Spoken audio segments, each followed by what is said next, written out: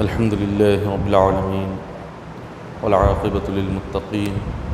والصلاة والسلام على أشرف الأنبياء والمرسلين وعلى آله الطيبين الطاهرين وأصحابه الهادين المهديين أما بعد فقد قال الله تبارك وتعالى في الكلام المجيد والفرقان الحميد فأعوذ بالله من الشيطان الرجيم بسم الله الرحمن الرحيم إن الله وملائكته يصلون على النبي يا أيها الذين آمنوا صلوا عليه وسلموا تسليما اللهم صل على سيدنا محمد وعلى آل سيدنا محمد وبارك وسلم صلوا عليه صلاة وسلام عليك يا حبيبي يا رسول الله صلی اللہ تعالیٰ علیہ وسلم۔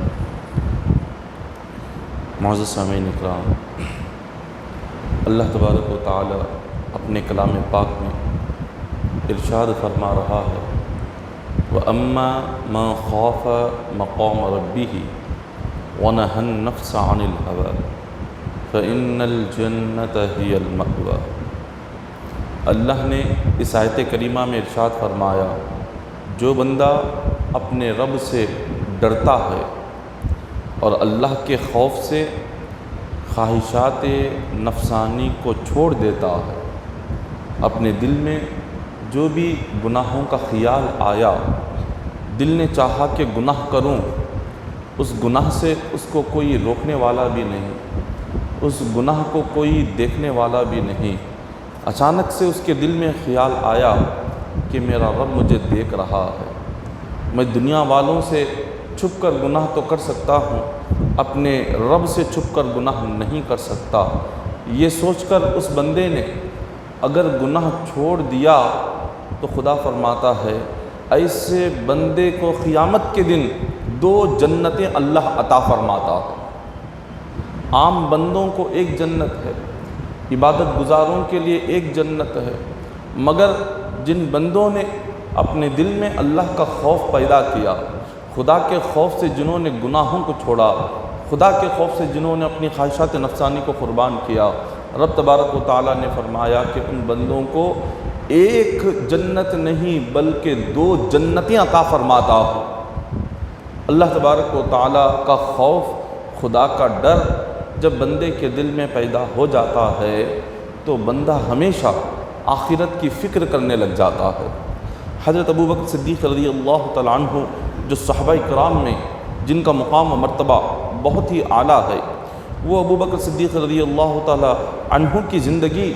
اگر ہم پڑھتے ہیں تو ہمیں پتہ چلتا ہے کہ انہوں نے اپنی ساری زندگی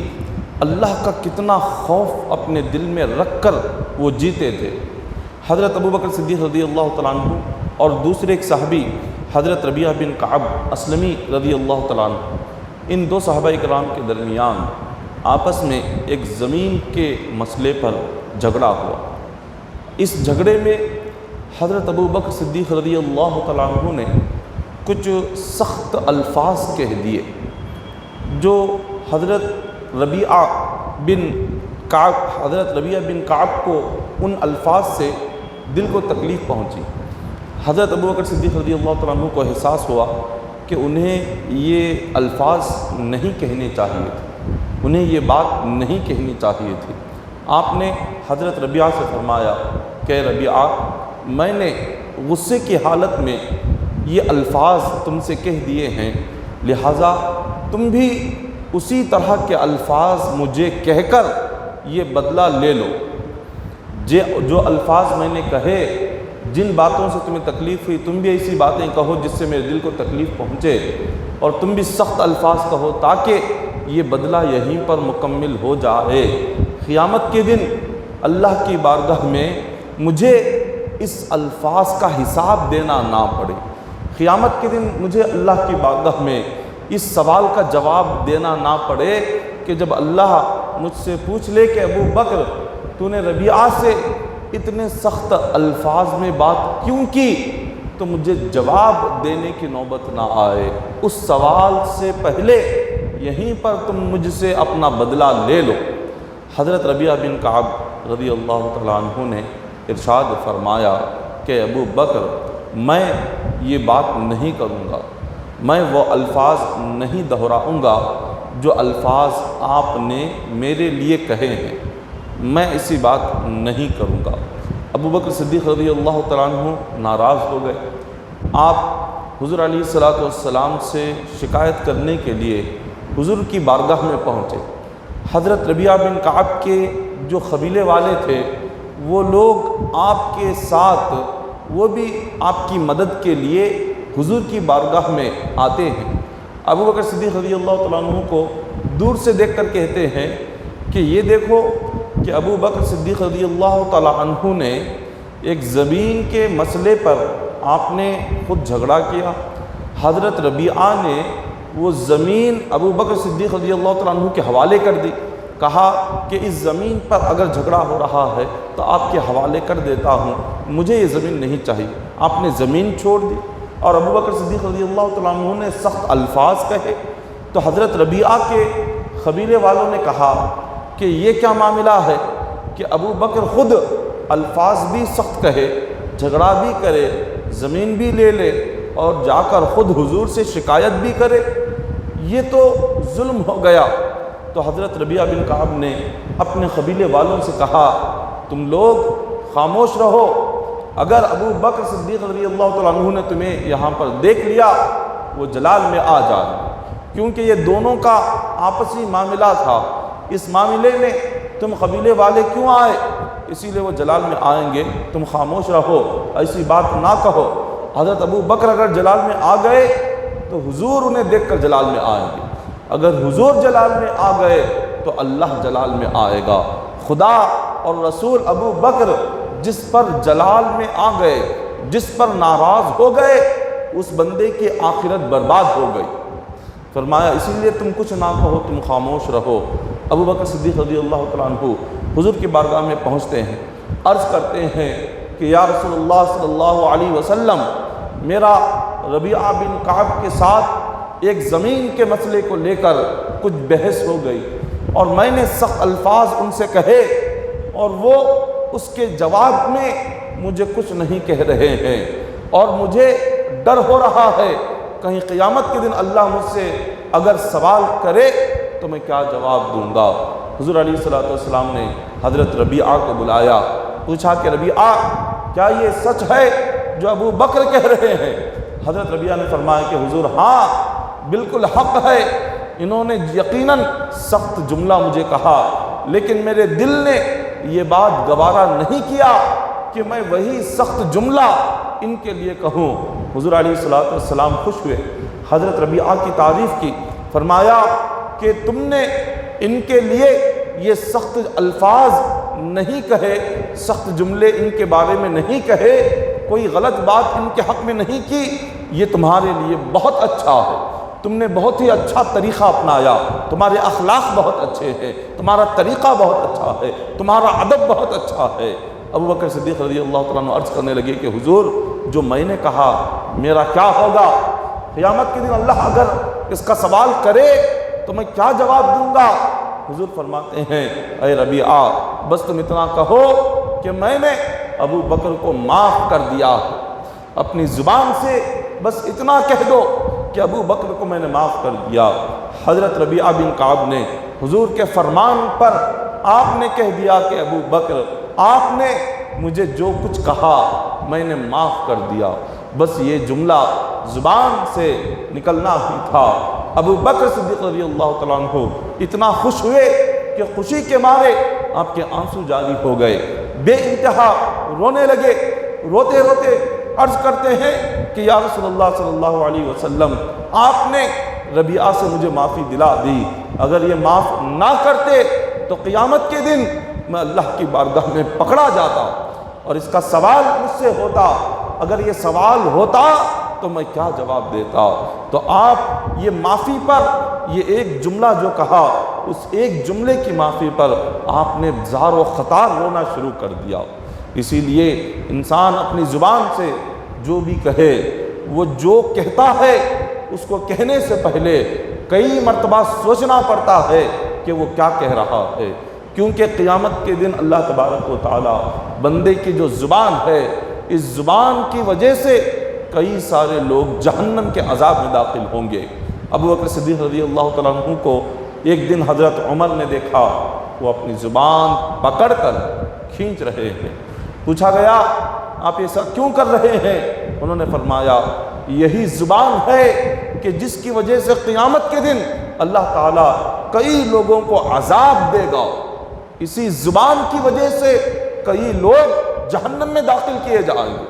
تو یہ زبان کوئی معمولی چیز نہیں ہے، اگر بندہ اس کو قابو میں رکھے، اس کا صحیح استعمال کرے، وہ جنتی بنے گا۔ اگر زبان کو قابو میں نہ رکھے، زبان کا صحیح استعمال نہ کرے، وہ سیدھے جہنم کے عذاب میں داخل ہوگا۔ اسی طرح حضرت ابو بکر صدیق رضی اللہ تعالیٰ عنہ اور حضرت عمر فاروق رضی اللہ تعالیٰ عنہ آپس میں ان دونوں کے درمیان بھی کسی بات پر بحث ہو گئی، اور بحث میں ابو بکر صدیق رضی اللہ تعالیٰ عنہ نے حضرت عمر کو کچھ سخت جملہ کہہ دیا۔ حضرت عمر فاروق رضی اللہ تعالیٰ عنہ نے جیسے ہی وہ جملہ سنا آپ ناراض ہو گئے۔ تھوڑی دیر کے بعد ابو بکر صدیق رضی اللہ تعالیٰ عنہ کو احساس ہوا کہ انہیں ایسا کہنا نہیں چاہیے تھا۔ حضرت عمر سے فرمانے لگے اے عمر، میں نے باتوں باتوں میں تم سے جو سخت الفاظ کہے، تمہیں جو سخت جملہ کہا، میں اس کے لیے معافی چاہتا ہوں، مجھے معاف کر دو۔ حضرت عمر فاروق رضی اللہ تعالیٰ عنہ جلال میں تھے، انہوں نے فرمایا کہ کچھ بھی ہو جائے میں آپ کو معاف نہیں کروں گا۔ حضرت عمر فاروق رضی اللہ تعالیٰ عنہ رونے لگے، روتے روتے حضور کی خدمت میں حاضر ہوئے، عرض کرنے لگے کہ یا رسول اللہ صلی اللہ علیہ وسلم، عمر سے میری زبان سے کچھ نکل گیا، عمر نے مجھے معاف نہیں کیا، میں نے بار بار کہا کہ عمر مجھے معاف کر دو، مگر عمر مجھے معاف نہیں کر رہے ہیں۔ یہاں حضرت عمر فاروق رضی اللہ تعالی عنہ تھوڑی دیر کے بعد جب آپ کا غصہ ٹھنڈا ہوا، آپ نے تلاش کرتے ہوئے آپ ابو بکر صدیق رضی اللہ تعالیٰ عنہ کے مکان پر پہنچے، وہاں دیکھا کہ ابو بکر صدیق رضی اللہ تعالیٰ عنہ گھر پر نہیں ہے، تو آپ سمجھ گئے کہ یقیناً ابو بکر صدیق رضی اللہ تعالیٰ عنہ حضور کی بارگاہ میں پہنچے ہوں گے۔ تو حضرت عمر فاروق رضی اللہ تعالیٰ عنہ حضور علیہ السلام کی بارگاہ میں پہنچنے کے لیے آپ وہاں ان کے مکان سے آپ نے اپنا سفر شروع کیا۔ یہاں حضور علیہ السلام ابو بکر صدیق رضی اللہ تعالیٰ عنہ کو سمجھا رہے ہیں، عرض کر رہے ہیں کہ ابو بکر اللہ تمہیں معاف کرے گا، اللہ تمہیں معاف کرے گا۔ حضور نے 3 مرتبہ ابو بکر صدیق رضی اللہ تعالیٰ عنہ کو تسلی دی، لیکن ابو بکر صدیق رضی اللہ تعالیٰ عنہ بے انتہا روتے جا رہے تھے۔ اتنے میں حضرت عمر آ گئے۔ حضور علیہ السلام نے جب حضرت عمر کو دیکھا تو دیکھ کر آپ جلال میں آ گئے، زبان حال سے فرمایا کہ اے عمر، جب ابو بکر نے تم سے معافی مانگی تم انہیں کیوں معاف نہیں کر رہے ہو؟ جب حضور علیہ السلام کا جلال حضرت ابو بکر نے دیکھا، گھٹنوں کے بل بیٹھ گئے اور عرض کیا کہ حضور غلطی میری ہی ہے، آپ عمر سے کچھ نہ کہے،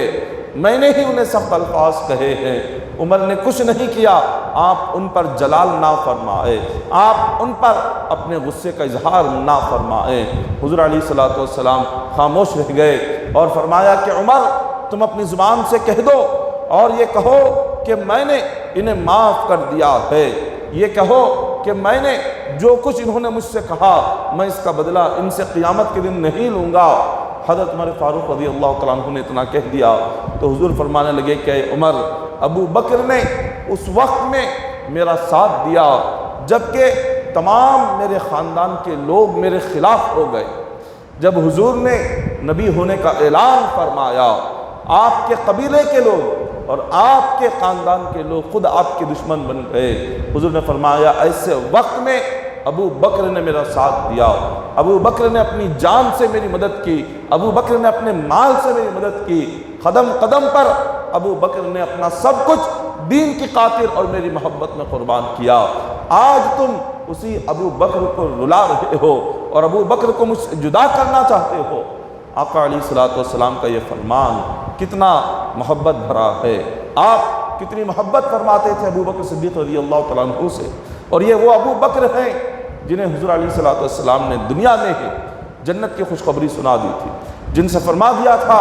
کہ ابو بکر تم جنتی ہو، اللہ تبارک و تعالیٰ نے تمہاری عظمت اور فضیلت میں قرآن میں کئی آیتیں نازل فرمائی۔ صدیق اکبر رضی اللہ تعالیٰ عنہ کی شان میں اللہ نے قرآن پاک میں آیتیں اتاری ہے۔ ایسی عظمت رکھنے والے، ایسی فضیلت رکھنے والے، ایسا بلند مقام و مرتبہ رکھنے والے ابو بکر صدیق رضی اللہ تعالیٰ عنہ، مگر آخرت کا ڈر کتنا ہے، قیامت کے دن کا خوف کتنا ہے، اللہ کا خوف کتنا ہے، اسی خوف میں، اسی ڈر میں آپ نے ساری زندگی گزاری ہے۔ آپ خود بھی اللہ سے قیامت سے اتنا ڈرتے تھے اور لوگوں کو بھی نصیحت فرماتے تھے رب سے ڈرنے کی۔ ایک دن آپ نے تقریر فرمائی، ابو بکر صدیق رضی اللہ تعالیٰ عنہ جب تقریر کے لیے کھڑے ہوئے، آپ نے اپنے تمام ساتھیوں سے کہا، اے اللہ کے بندوں، اللہ تبارک و تعالیٰ نے اپنی عبادت کے لیے تمہاری جانوں کو اپنے پاس گروی رکھا ہے، تمہاری جانیں اللہ کے پاس گروی ہے، اور اللہ نے تمہیں دنیا میں بھیجا اور تم سے وعدہ فرمایا اگر تم اپنی دنیاوی زندگی اللہ کی عبادت میں گزارو گے، اس کی اطاعت میں گزارو گے، رب نے وعدہ کیا ہے کہ بندوں میں قیامت کے دن تمہیں جنت عطا فرماؤں گا، آخرت کی ہمیشہ کی زندگی تمہیں عطا کروں گا۔ تمہاری جانیں گروی ہے، جب عبادت کر کر،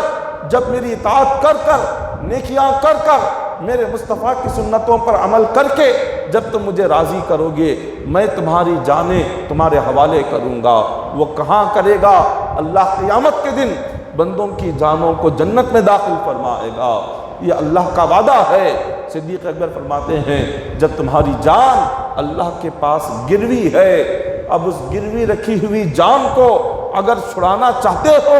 اور اس گروی رکھی ہوئی جان کو جنت میں لے جانا چاہتے ہو، اپنی اس دنیا کی زندگی کو اللہ کی عبادت میں لگاؤ،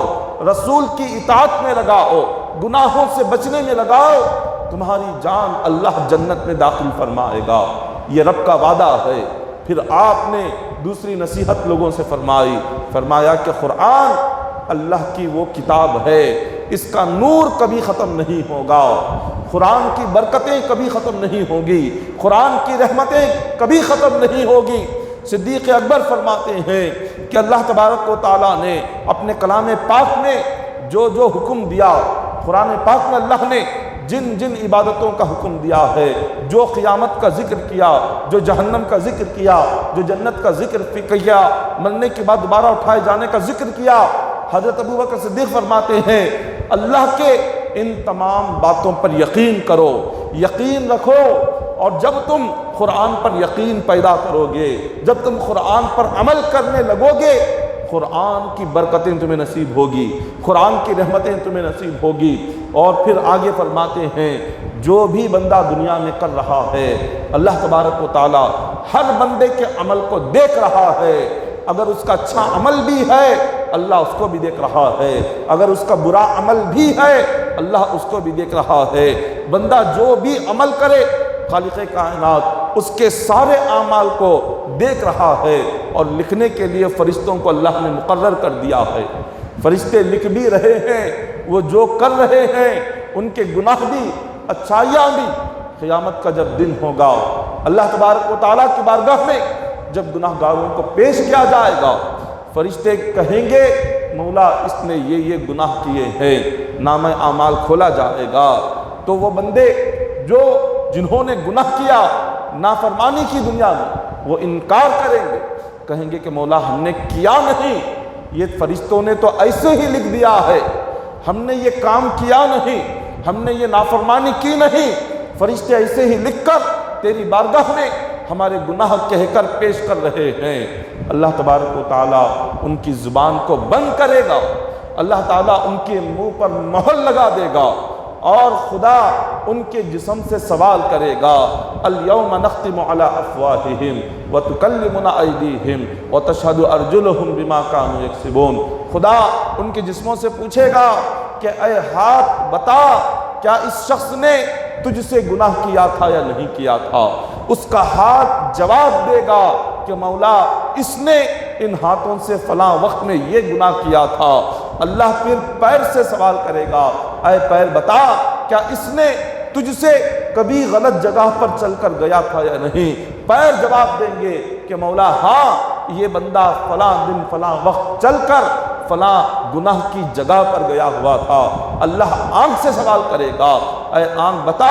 کیا اس نے ان آنکھوں سے کوئی بے حیائی والا منظر دیکھا؟ آنکھ کہے گی کہ مولا ہاں، اس نے ان آنکھوں سے بے شرمی والا منظر دیکھا، غیر محرم خواتین کو اس نے دیکھا۔ پھر اللہ زبان سے پوچھے گا، زبان بتا، کیا اس نے اس زبان سے کوئی گناہ کیا تھا یا نہیں؟ زبان بولے گی مولا اس نے اس زبان سے فلاں دن فلاں وقت فلاں گھڑی یہ باتیں اس نے کہی تھی۔ خدا کان سے سوال کرے گا، اے کان بتا، اس نے ان کانوں سے کیا کوئی ناجائز بات سنی تھی؟ کیا کوئی حرام بات سنی تھی؟ کان جواب دے گا کہ مولا یقیناً اس نے فلاں وقت فلاں دن میں یہ حرام بات اس نے سنی، یہ گناہ کیا۔ سر سے لے کر پیر تک اس کے جسم کے جتنے حصے ہوں گے وہ سارے کے سارے بولنے لگیں گے، وہ سارے کے سارے گواہی دینے لگیں گے۔ سب کہیں گے مولا فلاں وقت فلاں دن اس نے یہ گناہ کیا ہے۔ پھر اس کے بعد وہ بندہ خود کہے گا، اے میرے جسم، تم نے یہ کیا کر دیا؟ میں تمہیں بچانا چاہتا تھا، میں تمہیں عذاب سے بچانا چاہتا تھا، جہنم سے بچانا چاہتا تھا، آگ سے بچانا چاہتا تھا، مگر آج تم نے خود میرے خلاف گواہی دے دی۔ تم نے یہ خلاف گواہی دے کر خود کو جہنم کے عذاب کا مستحق بنا لیا، خود کو جہنم کی آگ میں جلنے والا تم نے بنا لیا۔ یہ قیامت کا دن ہوگا، بندہ چھوٹ نہیں پائے گا، اس کا جسم خود اس کے خلاف گواہی دے گا۔ جو بندہ زمین پر گناہ کرتا ہے اس کے گناہ کے گواہ کئی ہوتے ہیں۔ ایک تو وہ مقام، وہ زمین، جس زمین پر اس نے گناہ کیا، وہ زمین کا حصہ قیامت کے دن اس کے گناہ کی گواہی دے گا۔ اور دوسرا وہ کرامن کاتبین جو اس کے نام اعمال لکھتے ہیں، وہ فرشتے اس کے گناہوں کی گواہی دیں گے۔ جب بندہ زمین کی گواہی کو بھی جھٹلا دے گا، فرشتوں کی گواہی کو بھی جھٹلا دے گا، جب نام اعمال جس کتاب میں گناہ لکھے گئے ہیں جب اس کو بھی نہیں مانے گا، خدا سے کہے گا کہ مولا یہ نام اعمال میں جو کچھ لکھا ہوا ہے یہ غلط ہے، میں نے یہ نہیں کیا۔ زمین جو کہہ رہی ہے یہ غلط ہے، میں نے یہ نہیں کیا۔ فرشتے جو کہہ رہے ہیں یہ غلط ہے، میں نے نہیں کیا۔ اس وقت میں اللہ اس کے جسم کو حکم دے گا، اس کے منہ پر مہر لگائے گا، جسم سے کہے گا، اے جسم بتا اس نے کیا کیا گناہ کیا، کیا کیا نافرمانی کی۔ سر سے لے کر پیر تک سارا جسم بول اٹھے گا کہ مولا اس نے یہ گناہ کیے ہیں۔ تب بندہ مجبور ہو جائے گا اور اس کو عذاب جہنم میں داخل کیا جائے گا۔ یہ وہ وقت ہے، یہ قیامت کا دن ہے کہ جس قیامت کے دن کو یاد کر کے حضرت ابوبکر صدیق رضی اللہ تعالیٰ عنہ فرماتے ہیں کہ اے اللہ کے بندوں، اللہ نے تمہیں عبادت کے لیے پیدا کیا ہے۔ صدیق اکبر کی بڑی پیاری نصیحت ہے ساری امت کے لیے، فرماتے ہیں اللہ نے تمہیں عبادت کے لیے پیدا کیا ہے، جتنی رب نے تمہیں طاقت دی ہے اپنی طاقت کے لحاظ سے اللہ کی عبادت میں لگ جاؤ،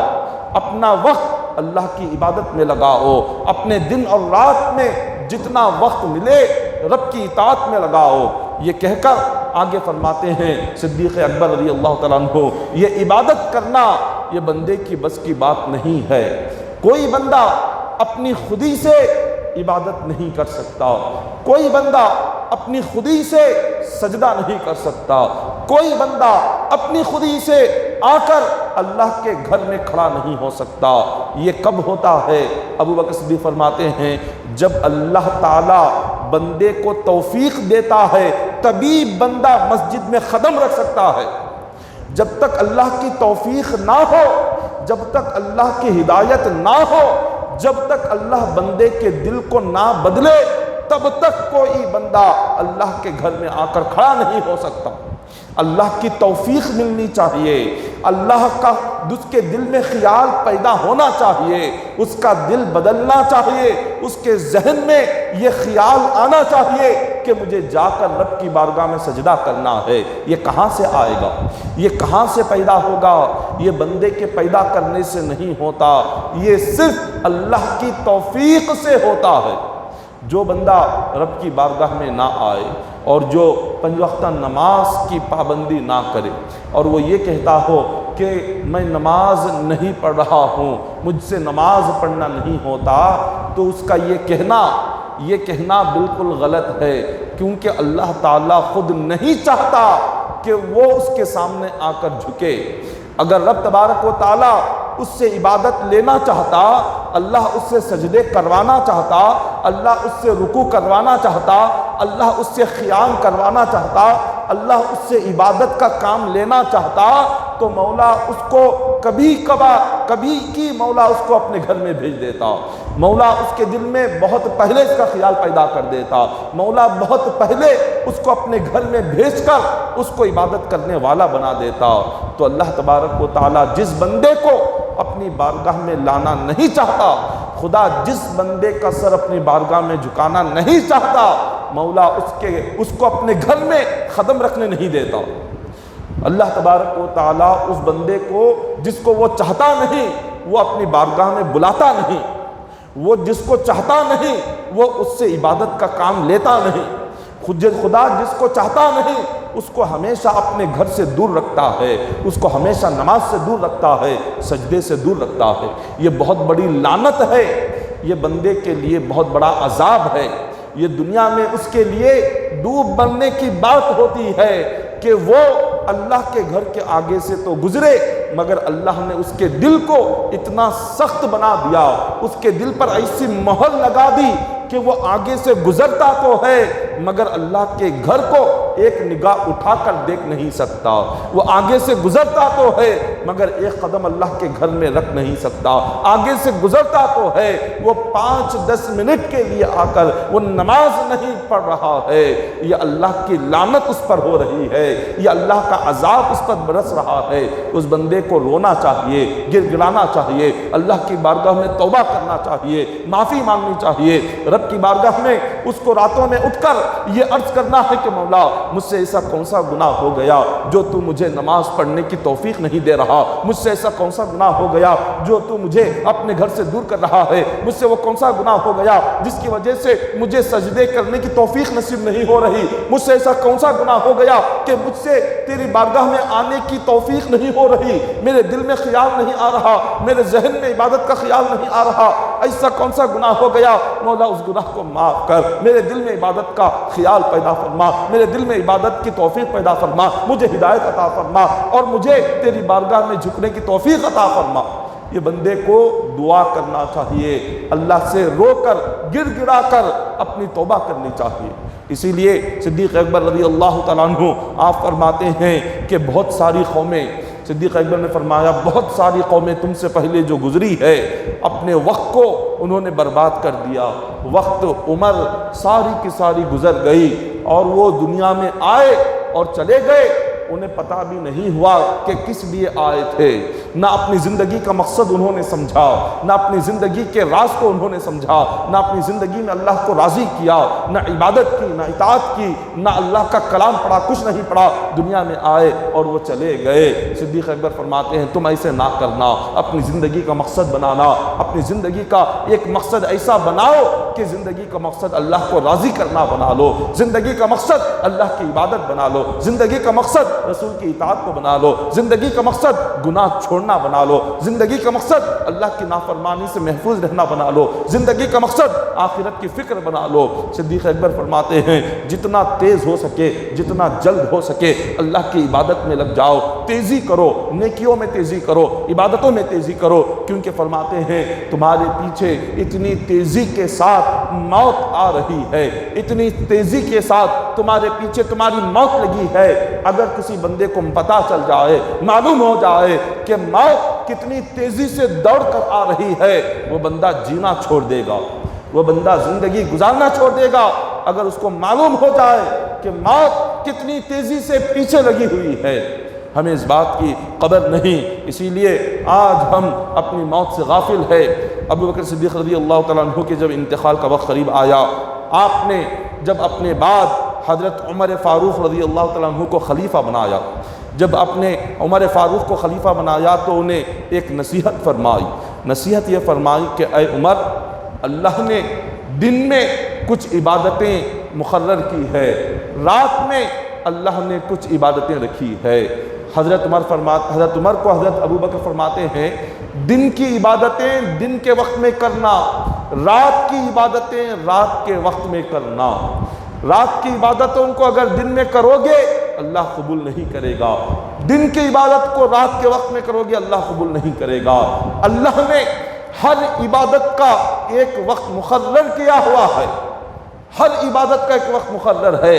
اگر اس عبادت کو اسی وقت میں کریں گے اللہ تبھی قبول کرے گا، اور ہم جب چاہے تب ہم عبادت کریں گے تو وہ قبول نہیں ہوگی. یہ اللہ تبارک و تعالیٰ کا ایک قانون ہے. ہم فجر کی نماز کو ظہر میں آ کر پڑھ رہے ہیں، ہم نے فجر چھوڑ دی اور ظہر چھوڑ دی، مغرب چھوڑ دی، عصر چھوڑ دی. عشاء میں آ کر فجر، ظہر، عصر، مغرب، عشاء پانچوں نمازیں ایک ساتھ پڑھ کر گھر میں سو رہے ہیں کہ چلو 5 نمازیں آج میں پڑھ لیا. وہ نماز قبول نہیں ہوگی، وہ نماز قبول نہیں ہوگی، کیونکہ اللہ نے جس وقت میں جس نماز کو پڑھنے کا حکم دیا ہے اگر اسی وقت میں پڑھیں گے تبھی نماز قبول ہوگی. کبھی کبھار ضرورت کے وقت، مجبوری کے وقت میں کبھی ایسی مجبوری آ گئی کہ ساری کوشش کرنے کے باوجود بھی ہمیں وقت پر نماز پڑھنے کا موقع نہیں ملا، تب شریعت میں اجازت ہے، بعد میں قضا کر سکتے ہیں. کبھی کبھار ہو تو اجازت ہے. اگر کسی نے عادت بنا لی کہ عادت ہی بن گئی ہے کہ صبح سے نماز چھوڑنا اور بعد میں کسی ایک وقت میں آ کر ساری نمازیں پڑھ لینا، ایسے وقت میں نماز ہرگز نہیں ہوگی. جس کی عادت بن جائے نمازیں چھوڑنے کی، وقت پر چھوڑنے کی، اور جب دل میں آئے اس کو قضا کر لینے کی، ایسے بندے کی اللہ عبادت قبول نہیں فرماتا. وقت پر ادا کرنا بہت ہی ضروری ہے. پھر آگے ابو بکر صدیق رضی اللہ تعالیٰ عنہ حضرت عمر کو نصیحت فرماتے ہیں، عرض کرتے ہیں کہ اے عمر، اللہ نے جہاں جہاں قرآن پاک میں جہنم کا ذکر کیا وہاں وہاں گناہوں کا ذکر کیا. پہلے گناہوں کا ذکر کیا، بعد میں جہنم کا، اس لیے کہ بندوں کو معلوم ہو جائے کہ اگر گناہ ان کی زندگی میں آ گیا، گناہ کی عادت آ گئی، انہیں پتہ چل جائے یہ راستہ انہیں سیدھے جہنم لے کر جانے والا ہے. قرآن میں اللہ نے عبادتوں کا ذکر کیا، ایمان کا ذکر کیا. جہاں ایمان کا، عبادت کا ذکر کیا، اس کے بعد اللہ نے جنت کا بھی ذکر فرمایا. ایمان کے بعد، نماز کے بعد، روزے کے بعد رب نے جنت کا ذکر کیا تاکہ بندوں کو پتہ چل جائے یہ عبادت والا راستہ تمہیں جنت کی طرف لے کر جانے والا ہے، گناہوں والا راستہ تمہیں جہنم کی طرف لے کر جانے والا ہے. یہ نصیحت ابو بکر صدیق رضی اللہ تعالیٰ عنہ کی حضرت عمر فاروق کو اور ساری امت کو ہے. جب آپ دنیا سے رخصت ہونے والے تھے، آپ نے ابو بکر صدیق رضی اللہ تعالیٰ عنہ نے ایک شخص کو بلایا جن کا نام معیقب تھا. یہ آپ کے گھر کی ساری چیزوں کی دیکھ بھال کیا کرتے تھے. گھر میں جو اگر کوئی چیز لانی ہو یا گھر میں کچھ دینا ہو یا بازار جانا ہو، یہ تمام کام معیقب نامی یہ شخص آپ کے کیا کرتے تھے. حضرت ابو بکر صدیق رضی اللہ تعالیٰ عنہ نے انہیں بلایا، فرمایا میرے گھر کے سارے کام یہ تم ہی کیا کرتے تھے، بتاؤ کوئی قرض میرا تم پر ہے، کیا کوئی رقم ادا کرنی ہے جو میں بھول گیا ہوں؟ انہوں نے کہا کہ حضور ہاں، 25 درہم آپ کے گھر کی چیزوں پر میں نے خرچ کیا ہے، وہ آپ کو ادا کرنے ہیں. بس اتنا کہنا تھا. ابو بکر صدیق رضی اللہ تعالیٰ عنہ نے حضرت عائشہ صدیقہ رضی اللہ تعالیٰ عنہ کو بلایا، فرمایا کہ اس شخص کو 25 درہم دینا ہے، فوراً اس کو ادا کر دو. اس شخص نے کہا، معیقب نامی اس شخص نے کہا کہ حضور میں نے اپنا حق معاف کر دیا، یہ چھوٹا سا قرض ہے 25 درہم، یعنی یہ 25 روپے، اتنی چھوٹی سی رقم، یہ کیا لینا، میں اس کو معاف کرتا ہوں. ابو بکر صدیق رضی اللہ تعالیٰ عنہ فرماتے ہیں اس چھوٹی سی رقم کے بدلے میں اپنی آخرت برباد کرنا نہیں چاہتا. اس 25 درہم کو کیا تم میرے اوپر قرض رکھ کر قیامت کے دن آخرت میں اللہ کی بارگاہ میں مجھے سوال کے لیے کھڑا کرو گے؟ کیا اس کا سوال اللہ سے میں کروں اور اللہ مجھ سے پوچھے اور میں اس کا جواب دوں؟ صرف 25 درہم کے بدلے میں نہیں، میں اپنی آخرت کو یہ 25 درہم کے بدلے میں بیچ نہیں سکتا۔ آپ نے فوراً موت سے پہلے 25 روپے وہ ادا فرما دی۔ یہ صرف اتنی چھوٹی سی رقم ہے، آپ غور فرمائے، اتنی چھوٹی سی رقم، لیکن اپنے ساتھ لے کر جانا، خبر میں جانا، اس کو رکھ کر، قرض رکھ کر، اتنا بھی آپ کو پسند نہیں آیا۔ اللہ والوں کی زندگی پڑھیں، کبھی انہوں نے اپنا قرض رکھ کر دنیا سے رخصت نہیں ہوئے، موت سے پہلے اپنا قرض ادا کر دیا کرتے تھے، حالت مجبوری میں ہی قرض لیا کرتے تھے۔ جب بندہ دنیا میں دوسروں کا حق لیتا ہے، جب وہ قرض لیتا ہے اور ادا کیے بغیر دنیا سے اگر رخصت ہو گیا، قیامت کے دن اس کا بڑا دردناک انجام ہوگا، بڑا دردناک اس کا انجام ہوگا۔ کیونکہ حدیث پاک میں حضور علیہ الصلوۃ والسلام نے فرمایا، صحابہ سے پوچھا من المفلس، کہ کون غریب ہے یہ بتاؤ۔ صحابہ نے عرض کیا کہ حضور، جس کے پاس مال نہ ہو، دنیاوی عیش و آرام نہ ہو، رزق کی تنگی ہو، روزی کی تنگی ہو، اور اس کے لباس میں کمی ہو، اس کے رہن سہن میں کمی ہو، ایسا شخص غریب ہے۔ حضور نے فرمایا نہیں، تم نے غلط سوچا، تم نے غلط سمجھا، وہ غریب نہیں ہے۔ صحابہ نے پوچھا حضور بتائیے پھر غریب کون ہے؟ حضور علیہ الصلوۃ والسلام فرماتے ہیں غریب وہ ہے، قیامت کے دن ایک بندہ اللہ کی بارگاہ میں پیش ہوگا، اس کے پاس عبادتوں کے پہاڑ ہوں گے، نماز کا پہاڑ ہوگا، روزوں کا پہاڑ ہوگا، حج و زکوٰۃ کا پہاڑ ہوگا، صدقہ خیرات کا پہاڑ ہوگا، ہر نیکی اچھائیوں کے پہاڑ لے کر اللہ کی بارگاہ میں آئے گا۔ فرشتے عرض کریں گے کہ مولا یہ بڑا نیک بندہ ہے، یہ بڑا ہی عبادت گزار ہے، متقی پرہیزگار ہے، کیا تیرا حکم ہے کہ ہم اس کو جنت میں داخل فرما دیں؟ تو اللہ تبارک و تعالیٰ فرمائیں گے دیکھو دنیا میں اس نے اگر کسی کا حق باقی رکھا ہے، دنیا میں کسی کا حق چھینا ہوا ہے، دنیا میں کسی کا حق ادا نہیں کیا، تو اس کو جنت میں داخل نہ کرنا۔ فرشتے جب دیکھیں گے تو عرض کریں گے کہ مولا اس نے دنیا میں کئی لوگوں کا حق ادا نہیں کیا، کئی لوگوں سے قرض تو لیا مگر ادا نہیں کیا، کئی لوگوں کی رقم اس کے اوپر واجب ہے، کئی لوگوں کا حق اس کے اوپر ہے۔ اللہ تبارک و تعالیٰ فرمائیں گے جب تک اس نے جس سے قرض لیا اس کو واپس نہ کر دے، اس وقت تک اس کو جنت میں داخل نہ کیا جائے۔ اللہ تبارک و تعالیٰ حکم دیں گے ان تمام لوگوں کو میدان محشر میں جمع کرو جس کا حق اس نے ادا نہیں کیا، جس کا قرض اس نے ادا نہیں کیا، وہ سارے لوگ آ کر جمع ہوں گے۔ اللہ تبارک و تعالیٰ اس سے فرمائیں گے کہ اے بندے یہ سارے لوگ جن کا حق تجھے ادا کرنا ہے تو نے ادا نہیں کیا، آج ان کا حق ادا کر، آج ان کی رقم ادا کر۔ وہ عرض کرے گا کہ مولا یہ تو آخرت ہے، یہ تو قیامت کا دن ہے، اگر دنیا میں ہوتا تو ادا کر دیتا، دنیا میں ہوتا تو میں اپنا مال اور اپنی جائیداد ان لوگوں کے حوالے کر دیتا، لیکن آج یہاں قیامت کا دن ہے، کیا ادا کروں، کیسے ادا کروں؟ اللہ تبارک و تعالیٰ فرشتوں سے فرمائیں گے اس نے دنیا میں جس کو جتنا دینا ہو اتنی اس کی نمازیں عبادتیں نکالو، ان قرض داروں کو ادا کر دو۔ ایک ایک بندہ آتا جائے گا، فرشتے پوچھیں گے کہ بتا اس نے کتنا حق ادا کرنا ہے، اس کو کتنا قرض ادا کرنا ہے۔ وہ کہے گا، جیسی وہ کہے گا فرشتے اس کی اتنی نیکیاں، اس کی اتنی نمازیں اٹھا کر اس بندے کو دے دیں گے۔ وہ چلا جائے گا، دوسرا آئے گا، اس سے پوچھا جائے گا کہ بتا اس کا کتنا حق ہے، کتنا قرض تجھ سے لیا ہے۔ وہ کہے گا اتنے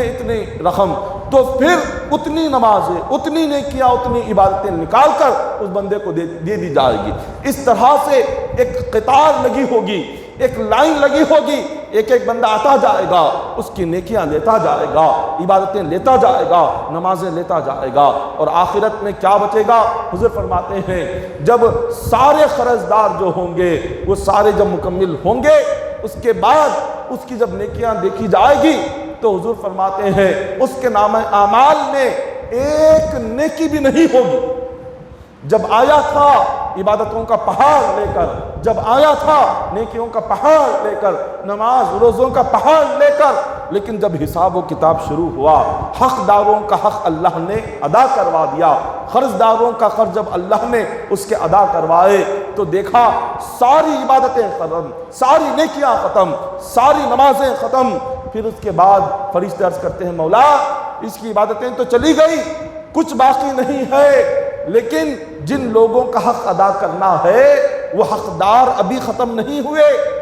وہ قرض دار ابھی ختم نہیں ہوئے، وہ ابھی کھڑے ہوئے ہیں، انہیں کیا دیں؟ اس کی عبادتیں تو نہیں ہیں، نیکیاں تو نہیں ہیں، اس کی نمازیں تو ختم ہو گئی، اب ان لوگوں کو کیا ادا کرے؟ ہم نے آدھے لوگوں کا تو قرض دے دیا، یہ آدھے لوگ باقی ہیں، اب ان کو ہم کیا دیں؟ اللہ تعالیٰ عرض کریں گے جس کا حق اس کو ادا کرنا ہے، جن لوگوں کے رقم اس کو ادا کرنا ہے، اب جتنے باقی ہیں ان کے نامہ اعمال میں جتنے گناہ ہیں وہ گناہ اس کے نامہ اعمال سے نکالو اور اس بندے کے نامہ اعمال میں وہ گناہ لکھ دو۔ اب ایک ایک کے گناہ جس جس کا اس نے حق ادا کرنا ہے ان کے نامہ اعمال سے گناہ نکالے جائیں گے اور اس بندے کے نامہ اعمال میں گناہ لکھتے جائیں گے، ان کا عذاب ان پر سے ہٹایا جائے گا، اس بندے پر وہ عذاب ڈالا جائے گا، ان کی تمام جتنی برائیاں تھیں ان کے نامہ اعمال سے نکالی جائیں گی اور اس کے کاندھے پر ڈالی جائیں گی۔ جب یہ سارے لوگ ختم ہو جائیں گے اس کے بعد فرشتے حساب کریں گے تو عرض کریں گے کہ مولا جب یہ آیا تھا عبادتوں کا پہاڑ لے کر، نیکیوں کا پہاڑ لے کر، حساب کتاب کے بعد اب نیکی تو ایک بھی باقی نہیں، اب اس کے پاس گناہوں کا پہاڑ ہے، اب اس کے پاس تیری برائیوں کا پہاڑ ہے، اب اس کے پاس نافرمانیوں کا پہاڑ ہے، عذاب ہے، سزا ہے، یہ ساری چیزوں کا پہاڑ اس نے جمع کر رکھا۔ حضور فرماتے ہیں میری امت کا غریب وہ بندہ ہے جو قیامت کے دن عبادت کا پہاڑ تو لے کر آئے گا، آخر میں نہ ایک نیکی باقی رہے گی، نہ ایک نماز باقی رہے گی، آخر میں اس کے پاس عبادتوں کی بجائے گناہوں کا پہاڑ جمع ہوگا اور سیدھے فرشتے اسے جہنم کی طرف گھسیٹ کر لے جائیں گے، وہ جہنمی بن جائے گا۔ کیوں؟ کس مقصد سے؟ کیا ہوا تھا؟ بس ایک ہی چیز تھی کہ اس نے حقداروں کا حق ادا نہیں کیا ہے۔ اللہ نے بندوں پر دو قسم کا حق واجب کیا ہے، ایک حقوق اللہ ہے، ایک حقوق العباد ہے۔ حقوق اللہ کیا ہے؟ اللہ کا حق بندوں پر ہے۔ اللہ کا حق کا مطلب یہ ہے عبادت کرنا، یہ اللہ کا حق ہے، قرآن پاک پر عمل کرنا اللہ کا حق ہے، گناہوں سے بچنا اللہ کا حق ہے، نافرمانی سے بچنا اللہ کا حق ہے، اللہ کو راضی کرنا اللہ کا حق ہے، قرآن و حدیث پر عمل کرنا اللہ کا حق ہے، سنت رسول پر عمل کرنا اللہ کا حق ہے۔ یہ ایک بندے پر اللہ کا حق ایک واجب ہے، یہ ایک اللہ کا حق، اور دوسرا حق کیا ہے؟ حقوق العباد، بندوں کا حق ہے۔ اگر اللہ کے حق میں کچھ کمی بیشی ہو گئی، عبادتوں میں کمی بیشی ہو گئی، یہ اللہ کے فضل و کرم پر ہے، وہ چاہے تو معاف کرے، وہ چاہے تو عذاب دے۔ لیکن جب بندوں کی باری آتی ہے، جو بندوں کا حق ہوتا ہے، بندوں کا حق کیا ہے؟ دنیا میں رشتہ داری کو ادا کرنا، کسی کو تکلیف نہ دینا، کسی کو پریشان نہ کرنا، کسی کی برائی نہ کرنا، کسی کے تعلق سے دل میں حسد نہ رکھنا، کسی کے تعلق سے دل میں کینہ نہ رکھنا، کسی کے تعلق سے دل میں بغاوت نہ رکھنا، دشمنی نہ رکھنا، عداوت نہ رکھنا، یہ تمام بندوں کا حق ہے۔ اگر کسی بندے نے دنیا میں کسی دوسرے بندے کو تکلیف پہنچائی، کسی دوسرے بندے کا حق ادا نہیں کیا، تو قیامت کے دن جب وہ آئے گا اللہ تبارک و تعالیٰ اس سے فرمائے گا کہ بندے جب تک تو نے دنیا میں میرے جس بندے کا حق ادا نہیں کیا، میرے جس بندے کو تکلیف دی، جب تک میرا بندہ معاف نہیں کرے گا میں بھی تجھے معاف نہیں کروں گا۔ اگر میرا حق ہوتا میں معاف کر دیتا، یہ میرے بندے کا حق ہے، جب تک میرا بندہ معاف نہ کرے، جب تک تو میرے بندے کا حق ادا نہ کرے میں تجھے معاف نہیں کروں گا۔ یہ قیامت کے دن اللہ تبارک و تعالیٰ ان بندوں سے فرمائے گا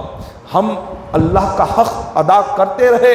اور ہم نے مخلوق کا حق ادا نہیں کیا، بندوں کا حق ہم نے ادا نہیں کیا، قیامت کے دن اس کی بڑی سخت پکڑ ہوگی، اس کی بڑی سخت گرفت ہوگی۔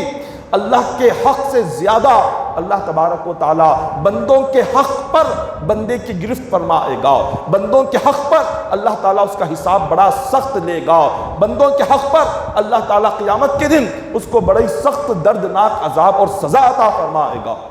ہم نے کبھی عبادتوں کا بھی حق آج ہم ادا نہیں کر رہے، ہم اللہ کی عبادت کے حق میں بھی پیچھے رہ گئے، بندوں کے حق ادا کرنے میں بھی پیچھے رہ گئے۔ تو قیامت کا جب دن آئے گا تو اس دن ہم ان دونوں حق کے بارے میں کیا جواب دیں گے؟ جب خدا کی بارگاہ میں سوال کا سلسلہ شروع ہوگا تو جواب کیا ہوگا؟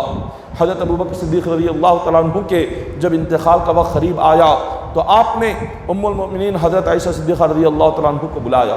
بلا کر پوچھا کہ بتاؤ حضور علیہ الصلوۃ والسلام جب دنیا سے رخصت ہوئے تھے تو حضور کے جسم پر کتنے لباس تھے، حضور کے جسم کا کفن کیا تھا؟ تو وہ فرماتی ہیں کہ یا رسول اللہ صلی اللہ علیہ اے میرے والد، حضور علیہ الصلوۃ والسلام جب دنیا سے پردہ فرما گئے تو حضور کے جسم پر جو لباس حضور نے پہنا ہوا تھا وہ پھٹا پرانا کپڑا تھا، ایک پھٹا پرانا جھبا اور پھٹا پرانا جو حضور اپنی کمر پر تہبند پہنتے تھے، وہ دو چیزیں تھیں، اور ایک حضور کی چادر مبارک تھی۔ بس ان تین کپڑوں میں حضور علیہ الصلوۃ والسلام کو دفن کیا گیا تھا۔ حضور علیہ الصلوۃ والسلام کی زندگی کو دیکھیں، کتنی سادی سی زندگی تھی، جو کپڑے پہنے ہوئے تھے وہی پھٹے پرانے دو کپڑے اور چادر مبارک، بس حضور علیہ الصلوۃ والسلام کو اسی میں دفن کیا گیا۔ ساری امت کے نبی ہیں رب نے، جن کی ایک اشارے پر زمین اور آسمان کے سارے خزانے جس نبی کو عطا فرما دیے، جس نبی کے غلام جنت کے مالک ہیں، جس نبی کے غلام زمین اور آسمان کے خزانوں کے مالک ہے، اس تاجدار نبوت کا کیا عالم ہے۔ حضور نے جب ایسی سادی زندگی گزاری، ابوبکر صدیق رضی اللہ تعالیٰ عنہ کی جب انتقال کا وقت قریب آیا، آپ نے اپنی بیٹی سے کہا کہ حضور جس طرح دنیا سے رخصت ہوئے میں بھی اسی طرح دنیا سے رخصت ہونا چاہتا ہوں۔ حضور نے اپنے دو پھٹے پرانے کپڑوں میں حضور کو اسی طرح سے دفن کیا گیا، اب میرے جسم پر جو دو پھٹے پرانے کپڑے ہیں وہی کپڑے رکھے جائیں اور اسی طرح مجھے دفن کیا جائے، یہ پرانے کپڑے نہ نکالے جائیں۔ پھر فرمایا حضور کو تین کپڑوں میں حضور کی ایک چادر بھی تھی، اب میرے پاس نہیں ہے، وہ ایک باہر سے منگوا لینا، باہر سے وہ ایک منگوا لینا نئی چادر۔ تو آپ کی صاحبزادی ام المؤمنین حضرت عائشہ صدیقہ رضی اللہ تعالیٰ عنہ فرماتی ہیں کہ ابا حضور ہمارے پاس کچھ رقم موجود ہے، ہم تینوں نئے کپڑے منگوا سکتے ہیں، ہم تینوں نئے کپڑے منگوا سکتے ہیں اور اسی میں دفن کر سکتے ہیں۔ صدیق اکبر رضی اللہ تعالیٰ عنہ نے بڑا پیارا جواب دیا، کہا اگر میں یہ تین نئے کپڑے منگوا کر اسی کو پہن کر خبر میں جاؤں گا تو حضور کی سنت کے خلاف ہو جائے گا، حضور کے طریقے کے خلاف ہو جائے گا۔ حضور نے تو نئے کپڑوں میں آقا علیہ الصلوۃ والسلام اپنے روزے میں نہیں گئے، حضور اپنے پھٹے پرانے کپڑوں میں اپنی قبر مبارک میں تشریف لے گئے، اور میں اسی نبی کا غلام ہو کر، اسی نبی کا امتی ہو کر میں نیا لباس پہن کر خبر میں جاؤں، یہ تو حضور ناراض ہو جائیں گے، یہ تو سنت کے خلاف ہو جائے گا، میں یہ نہیں کروں گا۔ پھر آپ نے فرمایا نیا لباس زندوں کے لیے ہونا چاہیے، زندہ انسان نیا لباس کو پہنے تو اس کے لیے بہت اچھا ہے۔ اب موت کے بعد تو اب جسم کو سڑنا اور گلنا ہے، اور اس سڑنے گلنے کے جسم کو نیا کپڑا پہنا کر تم کیوں دفن کر رہے؟ جس کو جل اور زمین میں جا کر جب انسان کی جسم سے خون اور پیپ کا بہنا ہوگا، جب جسم کی گندگی نکلنے گی، جب یہ گوشت گلے گا سڑے گا، تو اس سڑنے گلنے والے جسم کو نئے کپڑے میں لپیٹ کر خبر میں ڈال کر اس کو کیا کرو گی؟ نہیں، مجھے پرانے لباس میں ہی دفن کرنا۔ یہ ابو بکر صدیق رضی اللہ تعالیٰ عنہ کی زندگی ہے۔ کیا اللہ کا خوف ہے، کیا اللہ کا ڈر ہے؟ آخرت کا منظر جیسے ان کی آنکھوں کے سامنے ہمیشہ نظر آتا تھا، خبر کا منظر ان کی آنکھوں میں ہمیشہ رہتا تھا، اور ہمیشہ ان کی ذہنوں میں، دل میں اور دنیا میں رہنے کے باوجود بھی وہ ہمیشہ آخرت کی ہی سوچ اپنے ذہن میں رکھا کرتے تھے، دل میں ہمیشہ خبر کے بارے میں سوچا کرتے تھے، اسی لیے انہوں نے اپنی زندگی بھی گزاری تو خبر کو یاد رکھ کر گزاری، آخرت کو یاد رکھ کر گزاری۔ اتنا اللہ کا خوف ان کے دلوں میں پیدا ہو جاتا تھا۔ آج ہم نے اس قبر اور اس آخرت اور اس قیامت کو ہم نے بالکل اپنی نظروں سے، اپنے ذہنوں سے اور اپنے دل سے نکال دیا ہے۔ اسی لیے آج وہ خوف نہیں ہے اللہ کا، وہ ڈر نہیں ہے اللہ کا، نہ قیامت کی تیاری ہے، نہ موت و خبر و حشر کی تیاری ہے۔ صحابہ کرام اللہ اکبر، یہ کون اللہ والے ہیں کہ ابو بکر صدیق رضی اللہ تعالیٰ عنہ کہ حضور نے جن کے تعلق سے یہ فرمایا تھا کہ آسمان کی اگر ساری عبادتیں، ساری ستارے جمع کیے جائیں، ابو بکر کی ایک نیکی کے برابر بھی نہیں ہو سکتے آسمان کے تمام ستارے مل کر۔ اتنا بلند درجہ، لیکن اللہ سے اتنا خوف اور ڈر کیوں پیدا ہوتا ہے؟ جب کبھی ہم اپنے دلوں میں دیکھیں، اپنے دلوں میں اگر ایمان اگر مضبوط ہے، دل میں ایمان ہے، اللہ کا ڈر خود بخود پیدا ہو جائے گا۔ اگر دل میں ایمان نہیں ہے تو کبھی اللہ کا خوف دل میں نہیں آئے گا، کبھی آخرت کا خوف دل میں نہیں آئے گا، کبھی خبر کی تیاری کا خیال ذہن میں اور دل میں پیدا ہی نہیں ہوگا، کیونکہ ایمان ہی نہیں ہے، ایمان ہی دل سے ختم ہو گیا۔ حضرت عمر فاروق رضی اللہ تعالیٰ عنہ یہ دوسرے خلیفہ ہے، یہ وہ خلیفہ کہ جب آپ خلیفہ بنے، اسلامی حکومت اتنی پھیلی، صدیق اکبر کے زمانے میں سارا عرب اسلامی حکومت میں آ چکا تھا۔ عرب کے علاوہ عراق میں، ملک شام سیریا میں اسلامی جنگیں ہو رہی تھی، لیکن جیسے حضرت عمر فاروق رضی اللہ تعالیٰ عنہ خلیفہ بنے، آپ نے عراق پر اسلامی حکومت آپ کی وجہ سے آئی اور اتنی محنتیں کی، سیریا میں اسلامی پرچم لہرایا گیا، اسلامی سلطنت عرب کے علاوہ عراق میں آئی، ایران میں آئی، مصر میں آئی، سیریا میں آئی، یہ تمام ملکوں پر حضرت عمر فاروق رضی اللہ تعالیٰ عنہ کی محنتوں سے اسلامی حکومت یہاں پر قائم ہو گئی۔ اتنے بڑے خلیفہ تھے، لیکن جب کبھی قرآن پڑھتے حضرت عمر فاروق رضی اللہ تعالیٰ عنہ قرآن پڑھتے پڑھتے اتنا روتے کہ آپ بے ہوش ہو کر زمین پر گر جاتے تھے۔ لوگ انہیں دیکھ کر اٹھاتے اور گھر لاتے، ایک مہینے تک بیمار رہتے۔ لوگ پوچھتے کہ آپ کو کیا ہوا ہے، آ کر آپ کا علاج کیا جاتا، حکیم آپ کی نبض پکڑتے تو کوئی بیماری نظر نہیں آتی، لیکن بستر سے اٹھنے کی طاقت نہیں ہوتی۔ لوگ پوچھتے کہ عمر آخر آپ کو کیا ہوا؟ آپ فرماتے ہیں کہ لوگوں کیا کہوں، جب کبھی میں قرآن میں عذاب کی آیتیں پڑھتا ہوں، جہنم کی آیتیں پڑھتا ہوں، قیامت کی آیتیں پڑھتا ہوں، سر سے لے کر پیر تک میرا جسم کانپنے لگ جاتا ہے،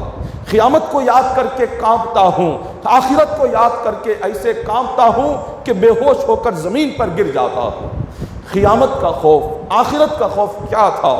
جب آپ کھانے کے لیے بیٹھتے حضرت عمر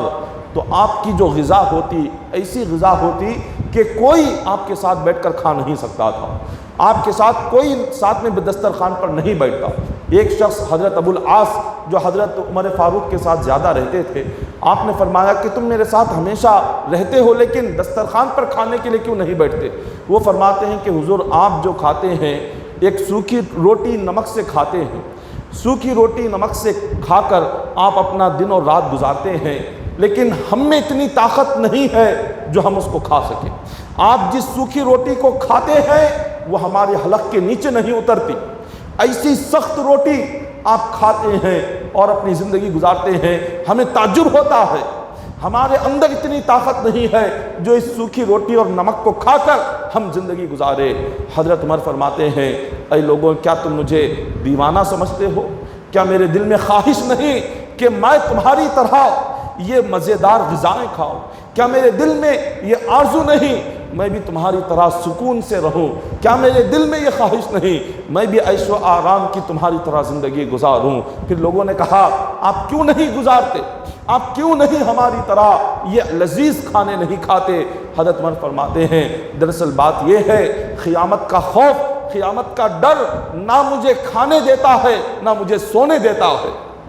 حساب و کتاب ہمیشہ میری نظروں میں رہتا ہے، اس حساب و کتاب کے خوف کی وجہ سے آپ کسی سوکھے پتے کو لے کر حضرت عمر فرماتے کاش عمر ایک سوکھا پتا ہوتا جو ہوا میں اڑ کر چلا جاتا۔ فرماتے کہ کاش عمر پیدا نہ ہوتا، زمین کا کوئی ایک تنکا ہوتا، تنکا رہ کر کہیں کونے میں پڑا ہوا ہوتا، کاش عمر دنیا میں نہ آتا تو نہ اس کا حساب ہوتا، نہ اللہ کی بارگاہ میں کھڑے ہونا ہوتا، نہ حساب و کتاب ہوتا۔ اتنا اللہ سے ڈرنے والے لوگ یہ کون لوگ ہیں؟ کیا یہ گناہ کرنے والے لوگ ہیں، یا اللہ کی نافرمانی کرنے والے لوگ ہیں، یا یہ اللہ کو ناراض کرنے والے لوگ ہیں، یا یہ اپنی زندگی خدا کی نافرمانی میں لگانے والے لوگ ہیں؟ ارے یہ تو وہ لوگ ہیں جن کی عظمت قرآن بیان کرتا ہے، یہ تو وہ لوگ ہیں جن کی شان قرآن میں آئی ہے، یہ تو وہ لوگ ہیں جن کی تعریف اللہ کرتا ہے، یہ تو وہ لوگ ہیں جن کی عظمت حضور بیان فرماتے ہیں، یہ تو وہ لوگ ہیں جن کی زندگی میں حضور نے فرما دیا کہ عمر تم جنتی ہو، ابو بکر تم جنتی ہو، عثمان و علی تم جنتی ہو، عبد الرحمن بن عوف تم جنتی ہو، ابی بن کعب تم جنتی ہو۔ حضور نے جن کو زندگی میں جنتی ہونے کی خوشخبری سنا دی، لیکن اس کے باوجود بھی اللہ کا کیا خوف ہے۔ آج ہمارا یہ حال ہے کہ زندگی ساری کی ساری گناہوں میں گزرتی ہے، نافرمانی میں گزرتی ہے، کبھی آخرت کے خوف سے آنکھوں سے ایک قطرہ آنسو نہیں جھلکتا، کبھی قیامت کے خوف سے اللہ کی بارگاہ میں رو کر گر گڑا کر دعا نہیں مانگتے، کبھی اللہ کے خوف میں راتوں میں جاگتے نہیں، کہیں اللہ کے خوف میں اپنے گناہوں کو یاد کر کے آنسو نہیں بہاتے۔ آج یہ حال ہے کیونکہ وجہ یہ ہے کہ ہمارا ایمان کمزور ہو چکا ہے، اللہ کی ذات پر ہمارا یقین کمزور ہو چکا ہے، قیامت پر ہمارا یقین کمزور ہو چکا ہے، خبر پر ہمارا یقین کمزور ہو چکا ہے، مرنے کے بعد دوبارہ اٹھائے جانے پر ہمارا یقین اور ایمان کمزور ہو چکا ہے۔ جب ایمان کمزور ہو جائے، یقین کمزور ہو جائے، اور بندے کو مرنے کے بعد اٹھائے جانے پر جب اس کو کمزور ایمان ملے تو وہ یہ سوچے گا کہ چلو جو کچھ ہے میرے لیے صرف دنیا ہے، میں جو کچھ کر لوں یہیں پر کر کے ختم کر دوں، قیامت کے دن کیا ہے وہاں کا معاملہ جو ہوگا دیکھا جائے گا، وہاں کا جو مسئلہ ہوگا وہ دیکھا جائے گا، یہاں جو کچھ مجھ سے ہو سکے گا وہ کر لوں گا، ختم کروں گا اور پھر یہاں سے چلا جاؤں گا۔ خلیفہ وقت تھے حضرت عمر، کیا نہیں کر سکتے تھے، زندگی کیسے نہیں گزار سکتے تھے، 5-6 ملکوں پر آپ کا قبضہ تھا، 5-6 ملکوں کی سلطنت آپ کے ہاتھ میں تھی، آپ نے کیا زندگی گزاری، روکھی سوکھی روٹی پر زندگی گزاری، اور رات کا وقت جب ہوتا تو آپ ساری امت کے خبر لینے کے لیے مدینہ میں حضرت عمر نکلتے تھے اپنا بھیس بدل کر، تاکہ معلوم نہ ہو کہ آپ خلیفہ ہیں۔ آپ ایک مرتبہ مدینہ کے باہر لوگوں کے حالات معلوم کرتے کرتے مدینہ کے باہر گئے، وہاں دیکھا کہ ایک خاتون ہے، چولہے پر اس نے ہانڈی رکھی ہوئی ہے، مگر ہانڈی میں کچھ نہیں ہے، خالی ہانڈی ہے، چولہے پر اس نے پانی ڈال کر اس کو رکھا ہوا ہے، وہاں اس کے 3 بچے ہیں، رو رہے ہیں۔ حضرت عمر فاروق رضی اللہ تعالیٰ عنہ نے پوچھا کہ کیا معاملہ ہے، تم رو رہی ہو، یہاں بچے ہیں اور یہ ہانڈی اس میں کچھ نہیں ہے، صرف پانی ابل رہا ہے۔ اس خاتون نے کہا کہ اے عمر، دراصل بات یہ ہے، یہ میرے بچے اور میں 3 دن سے بھوکے پیاسے ہیں، ہمارے پاس کچھ نہیں ہے۔ جب بچوں نے رونا شروع کیا تو میں نے انہیں تسلی دینے کے لیے اس خالی ہانڈی کو یہاں پر رکھ دیا، چولہا جلا دیا، پانی ابل رہا ہے، بچے اس ابلنے کی آواز سن کر سمجھ رہے ہیں کچھ پک رہا ہے، کچھ ان کے دل کو تسلی ہو جائے اس لیے میں کر رہی ہوں۔ حضرت عمر فاروق رضی اللہ تعالیٰ عنہ نے جب اس کا حال سنا فرمایا کہ تھوڑی دیر رکو، میں ابھی آتا ہوں۔ آپ مدینہ کے باہر تھے، پیدل چلتے ہوئے سیدھے مدینہ میں آئے اور آپ نے اناج کی بوریوں کو اپنے کاندھے پر اٹھا لیا۔ آپ کا غلام دیکھتا ہے، عرض کرتا ہے کہ حضور میں آپ کا غلام ہوں، میرے ہوتے ہوئے آپ ان بوریوں کو اپنے کاندھوں پر لے کر جائے، یہ مجھے گوارا نہیں ہے، آپ چھوڑیں، آپ خلیفہ ہے، امیر المؤمنین ہے، ساری امت آپ کے حکم کے تابع ہے، میں غلام ہوں، یہ بوجھ آپ مجھے دے دے، اس بوجھ کو میں اٹھاؤں گا۔ حضرت عمر فرماتے ہیں کہ اے اللہ کے بندے، اے میرے غلام، دنیا میں میرا بوجھ تو اٹھا لے گا، قیامت کے دن یہ بوجھ کون اٹھائے گا؟ قیامت کے دن یہ جو بوجھ ہوگا، حساب و کتاب کا بوجھ، اعمال کا بوجھ، گناہوں کا بوجھ کون اٹھائے گا؟ اسی لیے اس بوجھ کو چھوڑ دے، میں امیر المؤمنین ہوں، خلیفہ بھی کیوں نہ ہوں، لیکن قیامت کے بوجھ سے اگر مجھے نجات حاصل کرنا ہے، اس بوجھ کو اپنی پیٹھ پر مجھے اٹھانا ہوگا۔ آپ خلیفہ ہو کر، امیر المؤمنین ہو کر آپ نے اس بوجھ کو کاندھے پر رکھا، مدینے کے باہر گئے، مدینے کے باہر جا کر آپ نے اس خاتون کی مدد کے لیے سارا اناج اس کے گھر میں لے جا کر رکھ دیا۔ آخرت کا خوف رکھنے والے کبھی اپنی دلوں میں فخر نہیں رکھتے، آخرت کا خوف رکھنے والے کے دل میں کبھی غرور اور تکبر نہیں ہوتا، آخرت کا خوف دل میں رکھنے والے کے دل میں کبھی حرص نہیں ہوتا۔ جس کے دل میں فکر آخرت آ جائے، فکر خبر آ جائے، اور جس کے دل میں اللہ کا خوف آ جائے، نہ وہ حرص اپنے دل میں رکھتا ہے، نہ لالچ اپنے دل میں رکھتا ہے، نہ دنیا کی محبت رکھتا ہے، نہ مال کی محبت رکھتا ہے، نہ عیش و آرام کی زندگی چاہتا ہے، نہ اپنی زندگی میں خوشیاں چاہتا ہے، وہ کچھ نہیں چاہتا، وہ بس اتنا چاہتا ہے کہ اللہ تعالیٰ مجھے سب کچھ لے لے، مگر اس کے بدلے میں آخرت میں جہنم سے نجات مل گئی تو میرے لیے سب سے بڑی کامیابی ہے، سب سے بڑی کامیابی ہے۔ اللہ اکبر۔ صحابہ کرام کی زندگی ہمارے لیے بہترین نمونہ ہے، ایک بہترین مثال ہے ہمیں اپنی زندگی گزارنے کے لیے۔ کیا نہیں کر سکتے تھے صحابہ کرام؟ ابو بکر صدیق رضی اللہ تعالیٰ عنہ، عمر فاروق، حضرت عثمان غنی، حضرت علی رضی اللہ تعالیٰ عنہم، یہ تمام خلیفہ تھے، ساری امت کے خلیفہ، سارے کئی ملکوں پر ان کا قبضہ تھا، ان کی سلطنت تھی، کیسی زندگی نہیں گزار سکتے تھے، شاہانہ زندگی گزار سکتے تھے، عیش و آرام کی زندگی گزار سکتے تھے، شان و شوکت کی زندگی گزار سکتے تھے، مگر زندگی گزاری کیسے؟ پیٹوں پر پتھر باندھ کر۔ زندگی گزاری کیسے؟ بھوکے پیاسے رہ کر۔ زندگی گزاری کیسے؟ پھٹے پرانے کپڑے پہن کر۔ زندگی گزاری کیسے؟ اپنے جوتوں کو ہاتھوں سے سی کر پہن کر زندگی گزارا کرتے تھے۔ یہ دنیا کو بتانے کے لیے، آنے والی قیامت تک کے ہر امتی کو بتانے کے لیے کہ تم جس دنیا کے لیے دیوانے ہو کر پھر رہے ہو، یہ کچھ نہیں ہے، یہ کچھ نہیں ہے۔ تمہارے لیے اصل زندگی قبر کے بعد سے شروع ہوتی ہے۔ ایک مومن کی زندگی جو ہے، اصل زندگی تو قبر کے بعد سے شروع ہوتی ہے۔ ایک مومن کی اصل زندگی موت کے بعد شروع ہوتی ہے۔ ایک مومن کی اصل زندگی یہ سانسیں ختم ہونے کے بعد، سکرات جب لگتی ہے، اس کے بعد سے ہماری اصل زندگی کی شروعات ہوتی ہے۔ یہ ہمارے لیے یہ سوچنا ہے، ہم نے اپنی زندگی کافروں کی طرح بنا لی ہے۔ کافر کی زندگی کا مقصد صرف دنیا ہوتا ہے۔ آج ایک مومن نے بھی اپنی زندگی وہی بنا لی جیسے کافر سوچتا ہے، جیسے کافر رہتا ہے، جیسے کافر کھاتا ہے، جیسے کافر زندگی گزارتا ہے، جیسے کافر جیتا اور مرتا ہے۔ آج مسلمان نے اپنی زندگی کافروں کے طریقے پر بنا لی ہے۔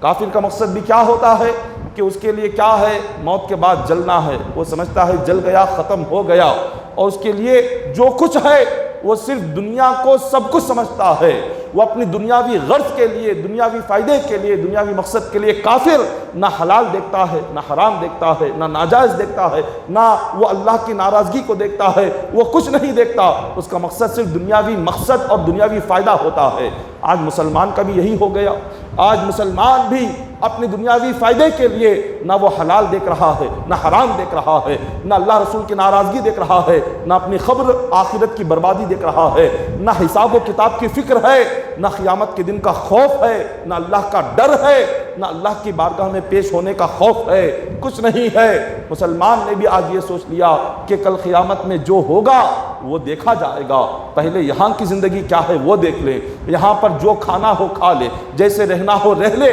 جیسے جینا ہو جی لے۔ وہ خبر کا معاملہ خبر میں دیکھا جائے گا، قیامت کا معاملہ قیامت میں دیکھا جائے گا، وہاں کا وہاں دیکھیں گے، لیکن پہلے یہاں پر جو بھرنا ہے، اپنے پیٹ کو کیسے بھرنا ہے، کیسے جمانا ہے، کیسے لانا ہے، گھر کو کیسے خوشحال رکھنا ہے، پہلے وہ دیکھ لے۔ ارے گناہ سے کسی کا گھر خوشحال نہیں رہتا، گناہ سے کسی کی زندگی میں سکون نہیں آتا، حرام سے کسی کی زندگی میں اللہ نعمتیں نہیں دیتا، اور ناجائز اور غلط چیزوں اور گناہوں کے راستے سے جو کمائی گھر میں آتی ہے، اس سے سوائے بربادی کے اور کچھ نہیں آتا۔ یہ ایک مسلمان کو سمجھنا چاہیے۔ ایک مسلمان کی کامیابی اس کی عبادت میں ہے، ایک مسلمان کی روزی اس کی نماز میں ہے، ایک مسلمان کا رزق اللہ کو راضی کرنے میں ہے، ایک مسلمان کا راحت اور سکون اس کے روزے میں ہے، ایک مسلمان کی زندگی کو اللہ تبارک و تعالیٰ نے اپنی عبادت سے سنوارا ہے، اپنی عبادت میں کامیاب رکھا ہے۔ ہر دن ہم کیوں حی علی الصلاح حی علی الفلاح سنتے ہیں؟ حی علی الصلاح حی علی الفلاح کا معنی کیا ہے؟ آؤ کامیابی کی طرف، آؤ کامیابی کی طرف۔ یہ بلا رہا ہے اللہ کہ بندوں کامیابی تمہاری دکان میں نہیں، کامیابی تمہارے مکان میں نہیں، کامیابی تمہارے تجارت میں نہیں، کامیابی تمہاری کمائی میں نہیں، کامیابی تمہاری مال و دولت میں نہیں، کامیابی تمہارے سونے چاندی میں نہیں، کامیابی تمہاری زمین و جائیداد میں نہیں۔ رب فرما رہا ہے تمہاری ساری کامیابی اسی نماز میں جمع کر رکھا ہے۔ یہ نماز میں تمہاری ساری کامیابی آ گئی، دنیا کی کامیابی، آخرت کی کامیابی، قبر کی کامیابی، موت کی کامیابی، قیامت کی کامیابی، ہر قسم کی کامیابی ہم نے یہاں رکھی ہے، اور تم اس کو چھوڑ کر کہاں جا رہے ہو؟ یہ ہر دن ہم اذان سنتے ہیں لیکن ہمیں یقین نہیں، ہمیں اللہ کے حکم پر، اللہ کی باتوں پر، نبی کی باتوں پر یقین نہیں۔ وہاں کوئی کافر بلائے، جا کر کافروں کے پاس ہاتھ باندھ کر کھڑے ہو جائیں گے۔ کوئی کافر، جس کافر کے پاس ہمارا کوئی مقصد ہو، ہمارا کوئی فائدہ ہو، اس کے پیروں پر گرنے کو تیار ہے، اللہ کی بارگاہ میں سر جھکانے کو تیار نہیں۔ یہی معاملہ ہے آج اللہ نے کیا کر دیا؟ جب بندے نے اس کے سامنے سر جھکانا چھوڑ دیا، جب بندے نے اس کی بارگاہ میں آنا چھوڑ دیا، اس کی دہلیز کو پکڑنا چھوڑ دیا، اللہ نے ہمیں کافروں کی دہلیز پر ڈال دیا، اللہ نے ہمیں ان کافروں کے دروازوں پر ہمیں ڈال دیا، اور ہمیں عبرت کے لیے بتایا اگر تمہارے سر یہاں نہیں جھکیں گے، ان کافروں کے سامنے تمہارے سر جھکنا ہوگا، اگر میری دہلیز کو نہیں تھامو گے، کافروں کی دہلیز کو تمہیں تھامنا ہوگا، وہاں تمہیں ذلیل کیا جائے گا۔ یہاں اللہ ہمیں بلا کر عزت دے رہا ہے، اپنے گھر میں، مسجد میں۔ ہمیں وہ پسند نہیں ہے کافروں کے دروازوں پر 2-2 گھنٹے کھڑے ہو کر اپنے یہ نگاہیں جھکائیں گے اور ان کے قدموں پر گر جائیں گے، وہ پسند ہے۔ رب کی بارگاہ میں آ کر 10 منٹ کے لیے سر جھکانا ہمیں پسند نہیں ہے۔ آج ایسا معاملہ ہو چکا ہے، اپنے ایمان کو مضبوط کرو، اللہ کے سوا کسی اور پر یقین نہ کرو، خدا کی ذات پر یقین دلوں میں مضبوط رکھو۔ بھوکے رہ جاؤ، ایک دن بھوکا رہنے سے کوئی انسان مرتا نہیں، لیکن اللہ کے سوا کسی اور کے آگے خود کو محتاج نہ بناؤ، رب کا محتاج بناؤ، رب کے آگے گر گڑاؤ، رب کے آگے ہاتھ پھیلاؤ، جو مانگنا ہو رب کی بارگاہ میں آؤ۔ حضور علیہ الصلوۃ والسلام کا واسطہ دے کر، حضور علیہ الصلوۃ والسلام کا وسیلہ دے کر رب کی بارگاہ میں مانگو، رب نے وعدہ کیا ہے تمہیں عطا کروں گا۔ ان کفار و مشرکین کے دروں سے کچھ نہیں ملتا، جو کچھ ملتا ہے اللہ کے در سے ملتا ہے، جو کچھ ملتا ہے وہ اللہ کے گھر میں آ کر 2 رکعت آپ نماز پڑھو، 2 رکعت نفل پڑھو، سچے دل سے ہاتھ اٹھاؤ، گر گڑا کر دعا مانگو، پھر دیکھو دعا کیسے قبول نہیں ہوتی،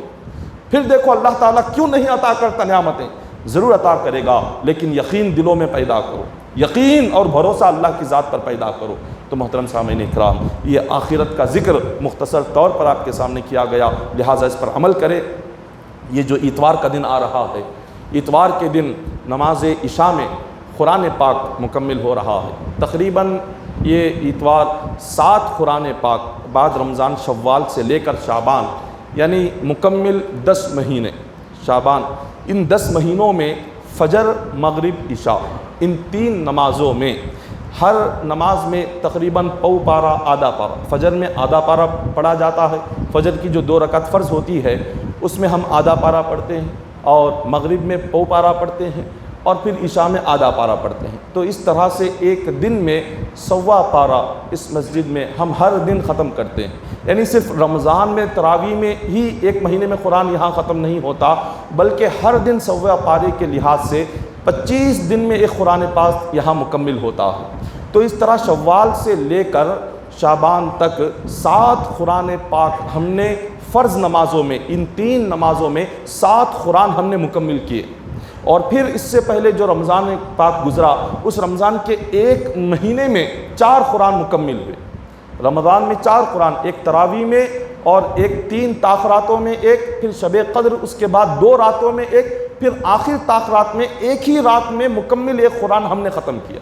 یہ سب کچھ اللہ کا کرم ہے۔ اگر اللہ قرآن سنانا چاہے تبھی بندہ اپنی زبان سے پڑھ سکتا ہے، یہ اللہ کی توفیق سے ہے۔ اس میں کوئی کمال نہیں، اس میں کوئی ہمارا فخر نہیں، بلکہ یہ سب کچھ اللہ کا کرم، اس کے نبی کا صدقہ ہے کہ ہم اس کا کلام پڑھ رہے ہیں، قرآن آپ کو سنا رہے ہیں۔ تو لہٰذا اتوار کے دن عشاء کی نماز میں ہم قرآن پاک مکمل کر رہے ہیں، 7واں قرآن مکمل ہو رہا ہے۔ تو بعد عشاء کے جیسی 4 رکعت فرض ہوگی، سلام پھیریں گے، قرآن ختم ہوگا تو خصوصی دعا کی جائے گی۔ اور حدیث پاک میں آتا ہے قرآن پاک مکمل ہونے کے بعد جب بندہ دعا کے لیے ہاتھ اٹھاتا ہے، اللہ تبارک و تعالیٰ اس دعا کو ضرور قبول فرماتے ہیں۔ تو لہٰذا ہم قرآن ختم کر کے نماز کے بعد جب ہم اللہ کی بارگاہ میں جب خصوصی دعا کریں گے، ہم اتوار کے دن عشاء کے بعد آپ تمام اس دعا میں شامل رہیں، اس دعا میں عشاء میں آپ شامل رہے، انشاءاللہ ضرور اللہ تعالیٰ قرآن کے ختم کے صدقے میں